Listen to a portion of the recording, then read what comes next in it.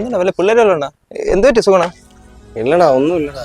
ഞാനിങ്ങനെ ഓരോ കാര്യങ്ങൾ ഇങ്ങനെ ആലോചിച്ചോണ്ടിരിക്കുകയായിരുന്നു. പക്ഷെ എന്തായാലും നിനക്കൊരു വിഷമം പോലെ എന്ത് വീട്ടിൽ വേറെ ആർക്കെങ്കിലും പറ്റിയ അച്ഛനെ അമ്മയ്ക്ക്? അങ്ങനെയൊന്നും അല്ലല്ലേ. ഇതിനെപോലെ ഹെൽത്ത് ഇഷ്യൂ വല്ലതും ഉണ്ടോ? അങ്ങനെ ഒരു പ്രശ്നമൊന്നുമില്ല. ഉത്തരം കിട്ടാത്ത ഒരുപാട് ചോദ്യങ്ങളുണ്ടല്ലോ എന്റെ മനസ്സിൽ. ഞാൻ അതിനെപ്പറ്റി ആലോചിച്ചോണ്ടിരിക്കും.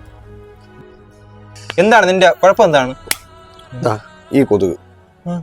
ഈ കൊതുകിനെ ഞാൻ അടിച്ചു കൊന്നു. എടാ, ഈ കൊതുകിനെ ആലോചിച്ചിരിക്കുന്ന ഒരു അച്ഛനും അമ്മയില്ല. എടാ, ഇന്ന് ഈ കൊതുക് വീട്ടിൽ പോയില്ലെങ്കിൽ അവര് വിഷമിക്കില്ല. എടാ, നീ അതിനെപ്പറ്റി ചിന്തിച്ചിട്ടുണ്ടോ? ഉദാഹരണത്തിന് നമ്മൾ ഒരു ചായക്കടയിൽ പോയി, ഇത്തിരി ദോശയ്ക്ക് ഇത്തിരി ചമ്മന്തിക്കറി രണ്ടാമത് കേട്ട് കഴിഞ്ഞാൽ അവന്റെ പാവം കാണണം. നമ്മളെന്തോ അവന്റെ മോളെ കെട്ടിച്ചേരാൻ വേണ്ടി ചോദിക്കുന്നു. എന്തിനാടാ ഇവരിങ്ങനെയൊക്കെ നമ്മളടുത്ത് പെരുമാറുന്നത്? ഇതൊക്കെയാണല്ലേ എനിക്ക് ഉത്തരം കിട്ടാത്ത ചോദ്യങ്ങൾ. എന്താടാ ഇതൊക്കെ നമ്മൾ ആലോചിക്കേണ്ട കാര്യങ്ങളല്ലേ? ഒരു കാര്യം പറഞ്ഞ് മനസ്സിലാക്കുക, എന്തോ കുഴപ്പമുണ്ട്.